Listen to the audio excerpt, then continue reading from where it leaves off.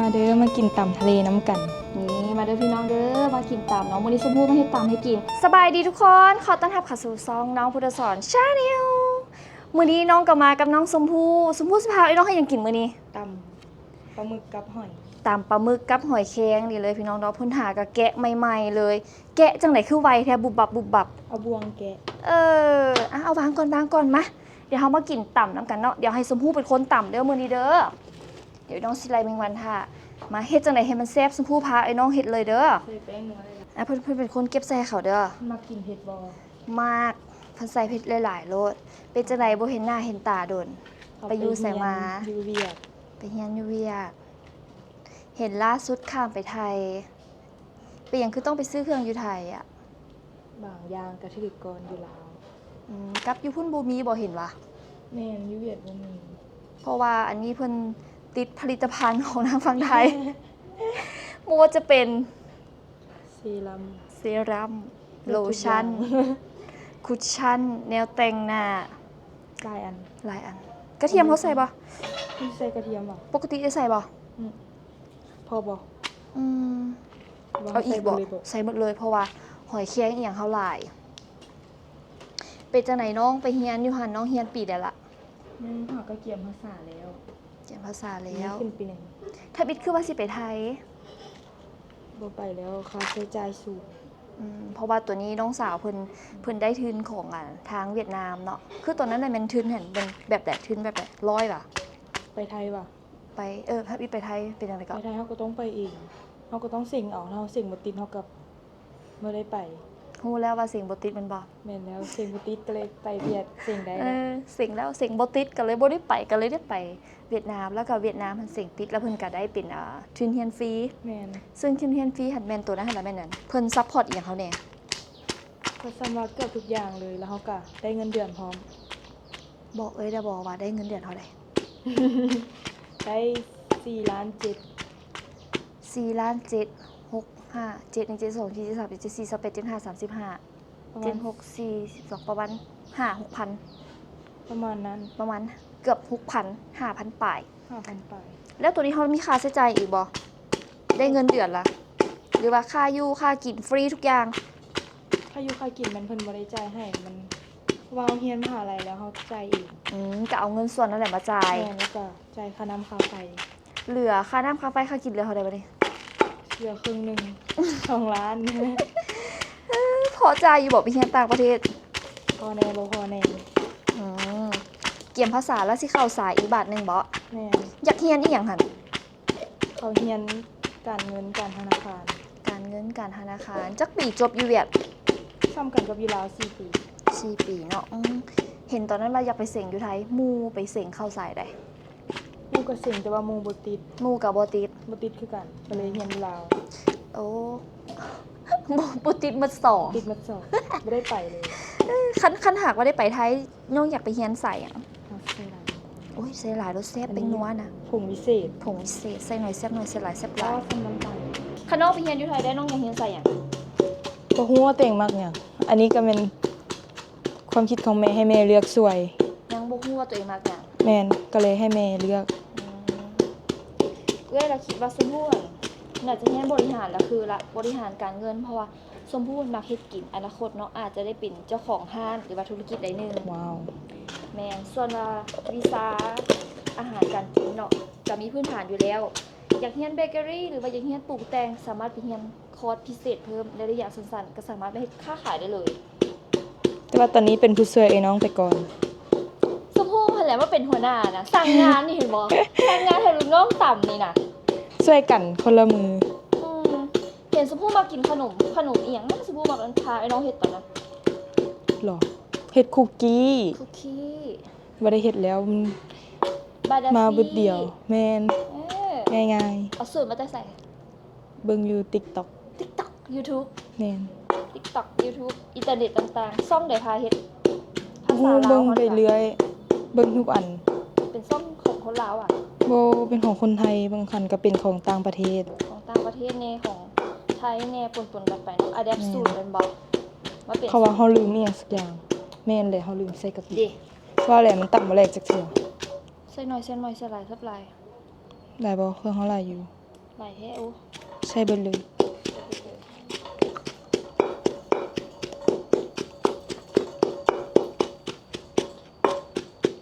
แล้วค่าใช้จ่ายดิเดือนหนึงหั่นประมาณเท่าไหร่จังสิพออยู่พอกิน ก็แล้วแต่เดือนคันเดือนใดมีหลายมื้อกะแลกเพิ่ม อ่ะรายจ่ายขั้นต่ำเดือนละเท่าไหร่ บ่ฮู้เพราะว่าบ่ได้เฮ็ดรายรับรายจ่าย เอาสิซะได้4ล้านแล้วขอกับพ่อแม่เพิ่มเท่าไหร่ พ่อให้เดือนละล้าน บางเดือนก็บ่ได้แลก เก็บไว้ ก็ประมาณ4-5 ล้านก็ถือว่า4ล้านถึงหมดจุ๊บ เบิดเลย บ่พอ พอ พอดีเลย แล้วอาหารเวียดดิที่ไปเฮียนเห็นมักเมนูใด ฝือกับข้าวปุ้นซีนแซ่บสุด เบ้าเรื่องเฝออยู่เวียดจะต่างเด้ บ่คือบ้านเฮาได้เป็นเส้นคือข้าวซอย เฝอเวียดจะเป็นเส้นคือเสาซอย แม่น อยู่ไทยก็จะเป็นก๋วยเตี๋ยวอ่ะเฝอนี่ ก๋วยเตี๋ยว โอเคมาเดี๋ยวมื้อนี้เฮามาเฮ็ดตามกัน ใส่อีกจ้าคนสวย พอแล้วเฮาก็เอาปาดบักนาวกับมักลินใส่ มีดจะเข้าไปมีดให้ โอเค หอมนี่ดอกนาวเนาะ อืม นาวบ้านนี่ใส่เปลือกมันนำบ่ มันสิบ่ขมบ่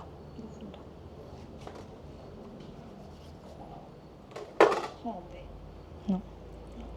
ใส่บักนาวสดนะทุกคนหอมเลยสุดท้ายสิพูดก็ได้ลงมือเอง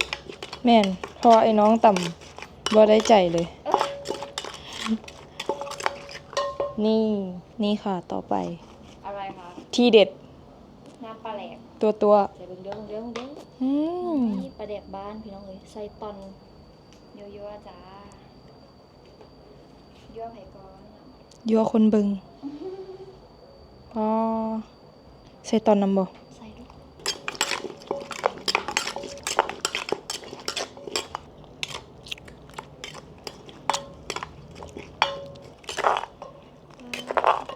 เมื่อไรมึงมาแล้วนี่ก็สิเขาบอก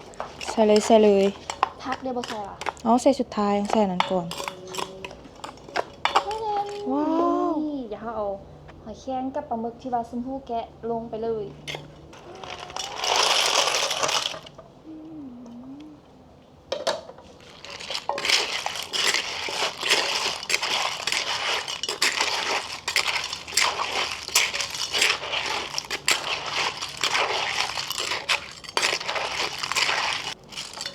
จะแซ่บเว้ย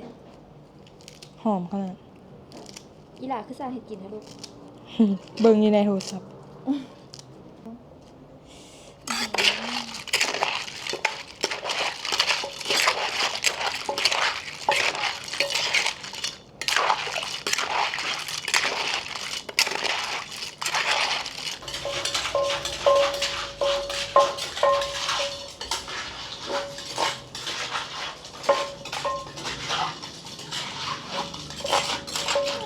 มันได้แต่กล้องคอย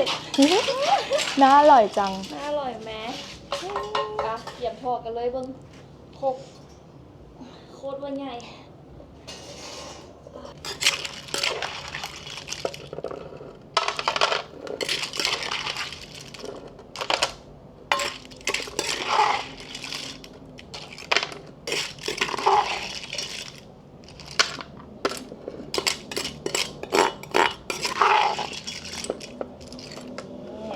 อุ้ยสวย นี่ลายแฮงเขาสิกินเบิดบ่ เมิด กินเบิดดีพอดีเลย โอ้โหน้ำแล้วสิบ่มีน้ำมาสันป้าด น้ำบักลาย โอ้ว้าว เรียบร้อย มาเด้อมากินตำทะเลน้ำกัน นี่มาเด้อพี่น้องเด้อมากินตามเนาะมื้อนี้ชมพู่มาเฮ็ดตามให้กิน ปกตินี่บ้านเฮาก็จะมักเฮ็ดกินเองแบบนี้แหละเนาะก็บ่ค่อยได้ซื้อแต่ว่าโดนๆก็จะออกไปซื้อกินหน่อยนึงก็คือแบบอยู่กันเป็นแบบครอบครัวใหญ่แน่บางเทื่อก็แบบมักเฮ็ดกินเองเพราะว่ามันประหยัดแล้วก็ส่งมามันก็ได้หลายแบบนี้ แม่น เดี๋ยวเฮามากินน้ำกันเลยดีกว่าตอนนี้ก็เรียบร้อยแล้วฝีมือชมพู่ให้จักคะแนนนี่ 10 ว้าย 10 เต็ม 10 มาเด้อกินน้ำกันกับพี่น้องเลยรสชาติ ลายแฮง นี่ตั้ม อิ้นเหล่ากุ้งบ้าอืมอืมหอมหวานแซ่บกลมกล่อม เผ็ดบ่บ่เผ็ดเนาะ พอดี แต่ว่าบอกเผ็ดแห้งเขามันจะแบบเผ็ดหลบยำไปแล้วแบบเผ็ดดน กินไปอีก 2-3 คำเขาสิเผ็ด ๆช่วงนี้เป็นอย่างที่หลักกับเราได้ พักแล้งกำลังสิกลับไปคืนแล้ว มาแบบนี้ได้จักอาทิตย์ พักอันนี้พักดนได้พัก2-3 เดือนทำกันกับอยู่บ้านเขาเข้าเฮียนกับพร้อมกัน น้องเฮียนอยู่เมืองอย่างอยู่แบบ เฮียนอยู่ดานังเฮียนติดทะเลเลย อยู่ในเมืองแล้วนี่ แมน ขั้นเทอหนาไอ้น้องไปพายน้องเที่ยวกันได้บอก ได้ มาลาวเท่านี้ได้ไปเที่ยวใส่แดง ไปไทยแล้วก็ไปวัดกับเมตู เล่าให้ฟังดูได้ยินว่าพาไม่ยายเสยไปเที่ยววัดกลางน้ำ เมตูพาหลานไป เมตูอยากไป ไม่ยายน้องนะอายุเท่าไหร่91แล้ว 91 ปีป้าเพิ่นใจสู้ขนาดขี่รถหลายชั่วโมง แมน จักชั่วโมงค่ะ ก็บ่ดนแต่ว่าเฮาได้ขี่ข้ามน้ำขึ้นบักนั่งบักข้ามไปแล้วก็กิโลอีแตนเข้าไป2 กิโลบ่ฮู้ว่าโดนปานใด หลายโตขนาด แม่น เป็นวัดที่ห่างไกลซอกหลีกว่ะ อยู่ฝากวัดน่ะมีคนหลายอยู่ใดมีเฮือนหลายหลังอยู่นั่น มีตู้คือว่าป้าเธอสิฮอดวัดห่างไกลหมู่บ้านขนาด อยู่พุ่นก็มีหมู่บ้านแต่ว่ามันไก่มันเข้าไปในหั่นน่ะ แบบเป็นกิโลป่ะ 2 โล 2 โลเดินทางกันไหน กิโลอีแตนหนทางแบบท้อเลยเห็นหนทาง ชื่อวัดอย่างบางเทื่อพี่ทางบ้านจะไปประจนภัย วัดดอนกลางของ วัดดอนกลางคลองซึ่งไปแถวสังทองเนาะ แม่น สังทองนาหอยอุ้ยไกลจากตัวเมืองเวียงจันทร์ก็ประมาณที่รถประมาณ2 ชั่วโมงป่ะ 2 ชั่วโมง จากนอกตัวเมืองเวียงจันทร์เข้าไปประมาณ2 ชั่วโมง2 ชั่วโมงหลังจากนั้นแล้วก็ขี่บักข้าม แม่น ขี่บักข้ามประมาณ15 ซาบ่ฮอดบ่ ประมาณ10 นาที5 นาที10 นาที ขี่บักข้ามไปกันดอนนั้น10 นาทีแล้วก็นั่งรถอีแตนอีก2 กิโล2 กิโลนี่ใช้เวลาโดนปานใด ก็น่าจะดนอยู่เพราะว่าหนทางมันบ่ดี เป็นได้ได เป็นแบบคือคุมแบบจำนี้เลยว่าก็เลิก มีตู้ว่าไปกัน17 คน 11 11ว่ะบน17ว่ะ 11เต็มรถอีแตนเลย พอดีเลยพอดีเต็ม ก็ดีเต็มบ่เป็นที่ในบรรยากาศดีมั้ย คักแต่ว่าเมื่อย เพราะว่ามันฮ้อนนะขี่รถอีแตนเข้าไปใหญ่มันฮ้อนเข้าไปตอนสวย อันนี้ไปได้มาจากตลาดโลละ190,000เป็นไส้น้อย ก็บ่น้อยหลาย กลางๆเนาะแต่ว่าถ้าในสดอีกได้เครื่องเขาจะออกมาทุกมื้อเลยซัมนี่ทางบ้านคือคนโลเท่าไหร่นี่เมื่อนี่ประมาณโลปลายบ่ฮอดบ่ฮอดแหละ น่าจะฮอดหลายอยู่ได้ อืม เฮาใส่ผักหน่อยพุ่นเนาะ อืม มันผักหลายๆค่อยแซ่บ แม่นก็ตอนต่ำแมงวันหลายมาต่ำแล้วบ่มีให้แมงวัน มันเผ็ดมันกินบ่ได้ เนาะเป็นน้องใส่บอกว่าแมงวันมันยานใครแน่ที่แบบเป็นน้ำปลาแดกมาตลาดแมงวันบ่ตอบ บ่ดอก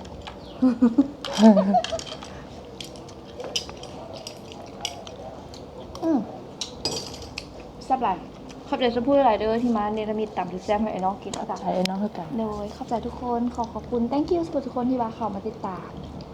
เบิ่งคลิปแล้วก็เป็นกำลังใจให้พวกเราเนาะช่วงนี้หลานสาวเพิ่นก็ยังอยู่ลาวอยู่เดี๋ยวเขาสิพาเพิ่นไปเลาะกินอีกอะกะเห็นได้อยู่ได้กินน้ำกันเนี่ยทุกคนเนาะถ้าหากว่าใครอยากเบิ่งน้องชมพู่กะคอมเมนต์มาเด้อเพื่อเป็น FC น้องชมพู่นะชมพู่แบบนี้แน่ เฮาสิมาอีกค่ะมีคอมเมนต์หาชมพู่ เดี๋ยวได้กันให้พ่อพี่กินเมนูใดกะคอมเมนต์มาได้เด้อพี่น้องเด้อช่วงนี้กะอยู่บ้านอยู่เฮือนเป็น